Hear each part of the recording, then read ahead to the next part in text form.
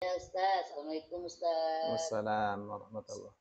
Ya, nyambung. Iya tuh Ustaz, kalau kita ibadah itu kan berdasarkan dari sunnah Rasul ya Ustaz ya. Kalau umpamanya seperti zikir-zikir, bacaan sunnah itu juga ada tuntunan juga apa atau boleh mengada-ada gitu Ustaz, nambah-nambah gitu, boleh nggak Ustaz? Saya suka apa seperti baca ini 1000 kali, sebelum ini seperti itu ada hadisnya juga atau ada tuntunan dari Nabi juga nggak Ustaz? Seperti itu kan ibu tadi baca itu kan 100 kali genap itu kan belum jelas juga ada tuntunannya dari hadis gitu. Iya. Kalau seperti zikir-zikir itu juga harus ada tuntunan. Kalau saya suka baca cuma 33 kali gitu, yang kayak yang diajarkan aja saya baca. Tapi kalau yang dilihat lagi ada yang 1000, 500, 400, sekian gitu. Jadi apa iya gitu, ada hadisnya apa ya Ustaz ya, seperti kalau gitu juga ya. Ya. Jadi memang kalau habis sholat itu, sholat kan udah selesai, Ibu. Iya. Jadi Ibu mau zikir, mau langsung pulang boleh. Ya, mau langsung kerja boleh, langsung masak boleh. Ya, karena zikir-zikir habis sholat itu bukan paket. Kalau habis sholat tidak zikir, itu sholatnya tetap sah. Ya, tapi kalau zikir tentu lebih baik. Nah, zikir-zikirannya ya kaedahnya bebas. Bisa zikiran baca Quran, ya. Bisa membaca la ilaha illallah 100 kali, istighfar 100 kali misalnya. Ada semacam itu hadisnya. Ya, ada juga yang tidak ada. Ya, misalnya Rasul Shallallahu Alaihi Wasallam mengatakan, "Walladhi nafsu Muhammadin biyadihi, la astaghfiranna Allah Ta'ala fil yawmi mi'ata marrah." Demi Muhammad, demi Allah yang jiwa Muhammad berada dalam genggamannya, sungguh aku dalam sehari membaca istighfar 100 kali. Ya, misal karena hadits ini maka baca istighfar ya 100 kali setelah sholat, boleh. Ya, karena itu dibacanya kapan saja. Boleh setelah sholat, boleh. Ya.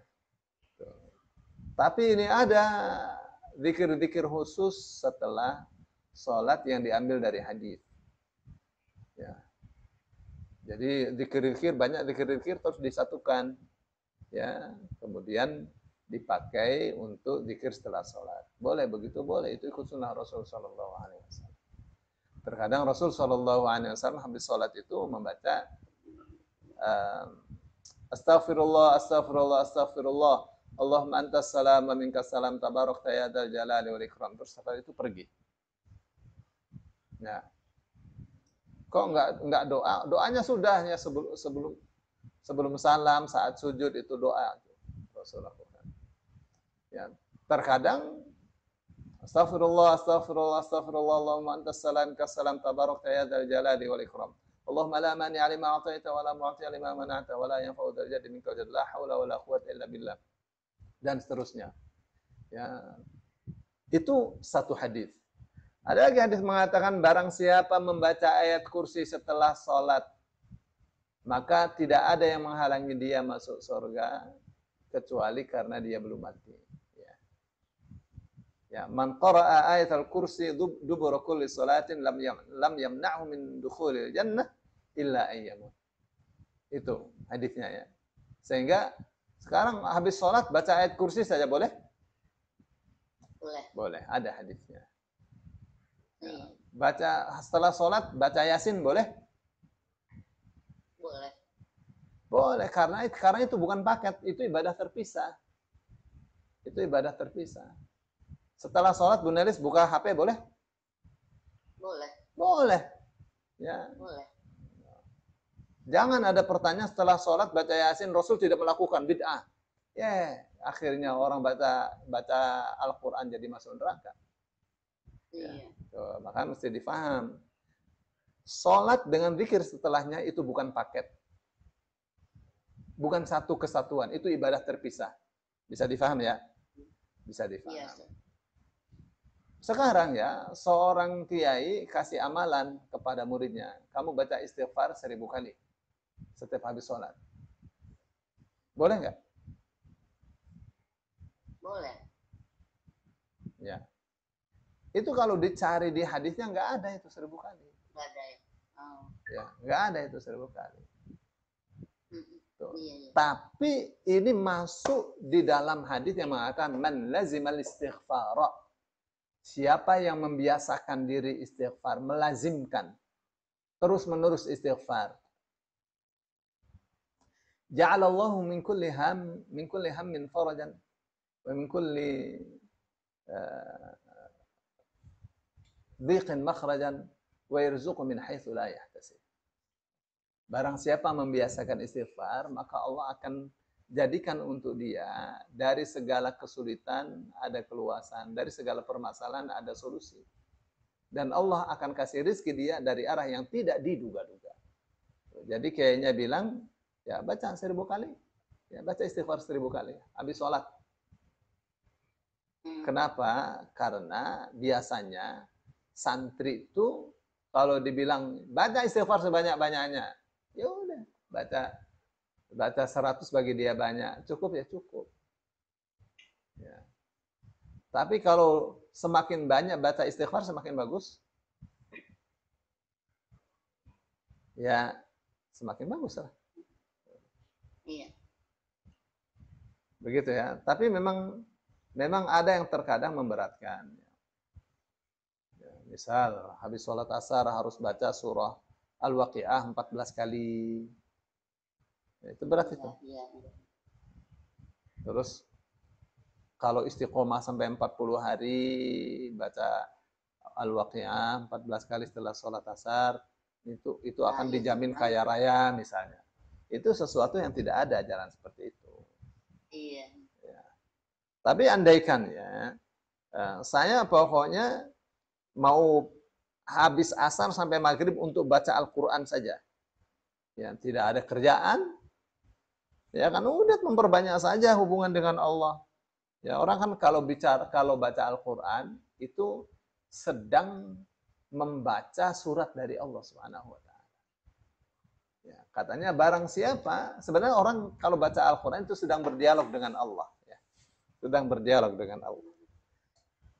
Ya, tapi memang ada yang mengatakan begini, orang tua kita dulu mengatakan, siapa yang ingin mengadu, siapa yang ingin lapor, siapa yang ingin berbincang-bincang dengan Allah, baca. Sholatlah. Karena sholat itu adalah wahana komunikasi, sarana komunikasi antara kita dengan Allah. Siapa yang ingin Allah mengajak dia bicara, bacalah Al-Quran. Karena Al-Quran itu surat dari Allah untuk manusia. Ya. Baca Quran yang banyak. Ya, jadi itu untuk sementara ya. Yang penting tidak memberatkan. Ya, kita nih sudah tua-tua seperti kita nih sudah tua-tua kayak kita nih.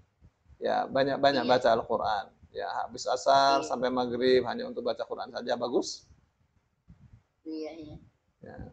Habis maghrib sampai isya hanya untuk baca Quran saja bagus. Ya, bagus kan? Tapi ini anak cucu pada pengen diajarin ya, mengajar lebih baik daripada kita zikir untuk kita. Ya. Yang diajarin Iqra, diajarin Fatihah. Ya, jadi itu pakai skala prioritas. Ya. Silakan Bu Naris. Enggak, itu kalau yang dimaksud diijazahkan tadi Ustaz bilang diijazahkan dari kiai itu maksudnya apa sih? Aku tidak bicara diijazahkan. Tadi iya nggak, kadang-kadang ada Ustaz diijazahkan baca ayat sekian diijazahkan gitu. Iya, maksudnya diajarkan oleh kiainya, diijazahkan itu maksudnya Ijazah artinya dibolehkan untuk mengajarkannya kepada orang lain, ijazah. Oh, Sebenarnya gitu. gitu ya, maknanya ijazah itu dari ajaza yujizu, yang memperbolehkan, kiainya memperbolehkan itu untuk diamalkan, untuk diajarkan kepada orang lain, itu namanya ijazah. Oh, Ya, maksudnya. ya saya misalnya dapatkan ijazah untuk mengajar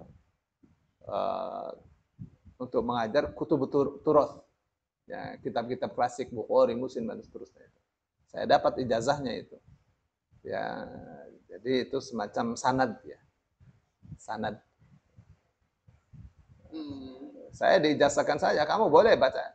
Saya ijazahkan kamu untuk mengajar ini. Ya, sanad saya sampai kepada Rasul SAW. Jadi sanad saya ya melalui yang mengijazahkan ini sampai kepada Rasul SAW. Tapi sanadnya sanad ijazah. Ya. Begitu ya. Tapi yang